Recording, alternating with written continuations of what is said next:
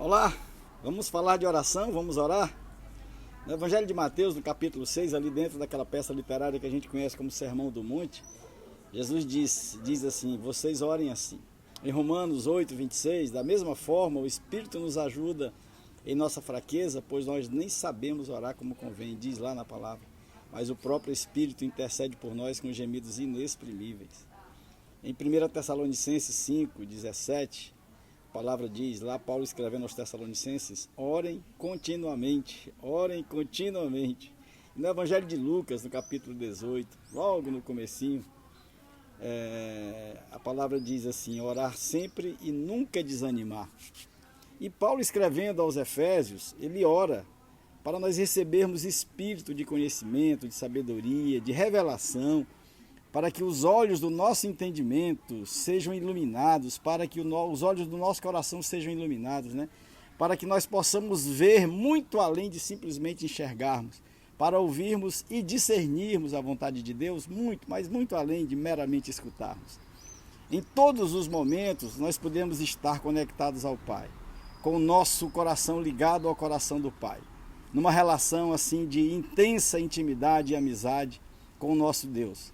E nesses momentos assim mais complexos, como estes que nós vivemos no tempo atual, no tempo presente, que a nossa vida seja, digamos assim, em Cristo Jesus, um instrumento de oração permanente, uma jornada de oração, para nós intercedermos pelos nossos irmãos, ouvirmos a voz de Deus e discernirmos a vontade do Pai. Então, assim, cabe-nos seguir em oração pelas pessoas, em oração pela família, pelos nossos irmãos, principalmente os que padecem, os que sofrem, pelo nosso país, pelo mundo, por todos que têm a missão de liderar estas ações de enfrentamento das graves dificuldades do tempo presente, do momento presente. Então fica aqui uma breve palavra sobre a oração, que é um privilégio dado a nós, porque a gente tem aí a oportunidade de a qualquer hora, a qualquer tempo e em qualquer lugar entrarmos na presença do nosso Deus, que já se faz na nossa vida continuamente, entrarmos nesta conversa que Deus já está tendo com a gente, né, para orarmos. Então, orarmos para desenvolver e consolidar a nossa intimidade com Deus, orarmos para alimentar a nossa amizade com Deus, orarmos para exercermos a nossa dependência ativa no Senhor. E oramos para ouvir a voz de Deus, para compreendermos e discernirmos a sua vontade e para nos colocarmos numa espécie de sintonia com a vontade do Pai. Então nós oramos para descruzar os nossos braços e não os braços de Deus.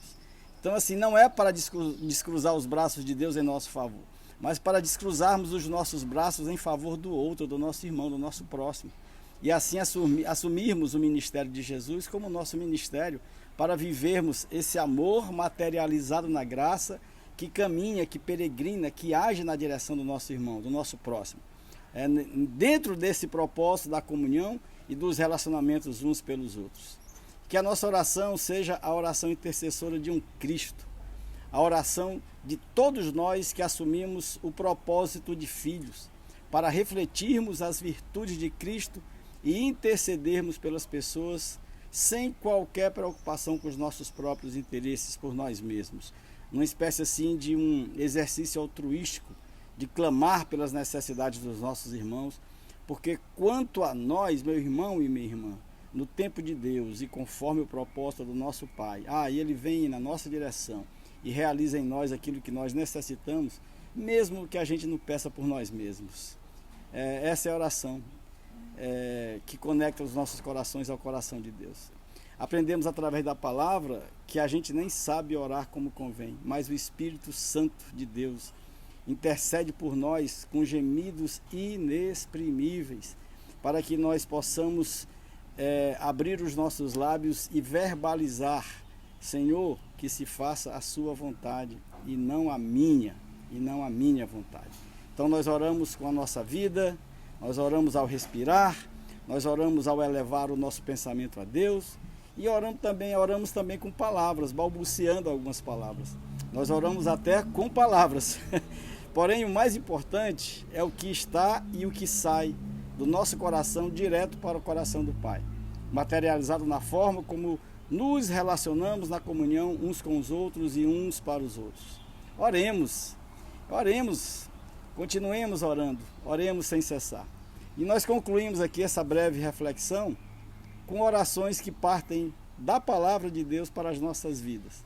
E a primeira está lá no livro de Números, que diz assim: o Senhor te abençoe e te guarde. O Senhor faça resplandecer o seu rosto sobre ti e te conceda graça.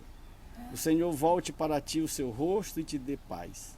Uma outra oração está na carta de Paulo aos Romanos, no capítulo 15, lá no versículo 13, que diz que o Deus da esperança os encha de toda a alegria e paz por sua confiança nele, para que vocês transbordem de esperança pelo poder do Espírito Santo. Que lindo, glória a Deus, glória a Deus. E encerrando com essa oração que está nos últimos versículos da carta de Paulo aos Coríntios, onde nós percebemos neste texto precioso, além de uma linda oração, nós entendemos aqui toda a dinâmica de Deus.